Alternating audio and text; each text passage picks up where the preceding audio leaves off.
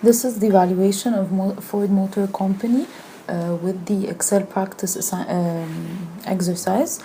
I had a lot of difficulties in the beginning. I had to submit 2 cases of the Excel, and this video and this presentation is based on case 2 with the growth rates and data that is relevant to it.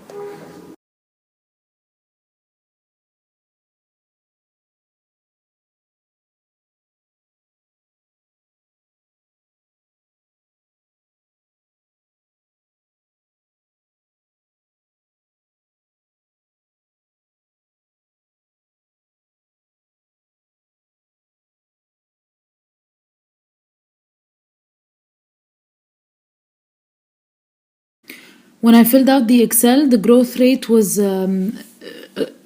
defined according to the progress of Ford between 2012 and 2014, and the growth rates I have are here on the screen. You can see them, and still on the Excel, and I calculated the average, which I will use later on to calculate the PV residual.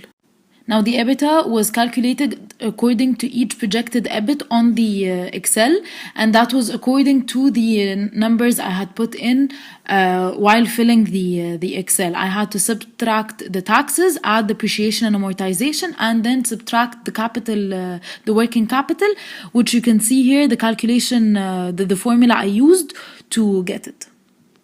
Now that I have my EBITDA, I can calculate the free cash flow by subtracting the capital expenditures from the EBITDA, and the capital expenditures, I assumed that they were constant, so I took the number that was in the financial statements and I used it. On this slide here, you will see all the calculations I did. The ones highlighted in yellow are the fixed numbers I used over and over again, and the free cash flows are the last line for each year. Now for the WACC, the information I needed were the total equity, cost of equity, total debt, cost of debt, and the tax rate. And using the formula in the picture on the slide, I got the WACC. In the previous cases I got once 9% and then another time 58%, and I knew that my very first calculations were wrong because of the WACC, and this WACC I verified with those numbers.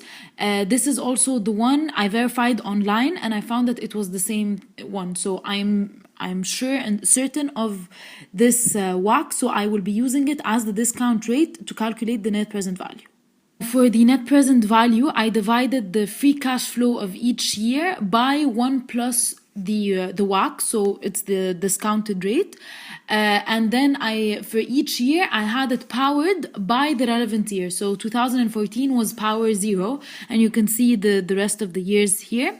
On the next slide, this one, you will see all the calculated net present values and all the calculations I did, and then I added them up all together, and it gave me the net present value of 416.49 billion as the value of the company.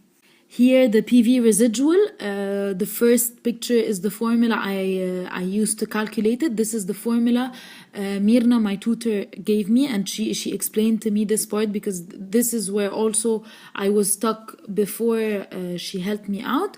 Now, for the calculation, I got a total of 1.91 for the PV residual. Now, for the last calculation, the price per share, I divided the net present value, which was 416.49 billion. I divided it by the shareholders' equity, which was 24.81 billion. And that gave me a total of $16.78 billion as the price per share for Ford's valuation. Now, to conclude, according to the Excel method and the calculations that were done, the company is undervalued by its investors, and this is strictly highlighted by the price per share, considering that the online price per share found was there was a difference between the one I got, which was 16.78, and the one online was almost $4 billion. and the one I found was more than the one online. So this shows that the company is undervalued but by its investors.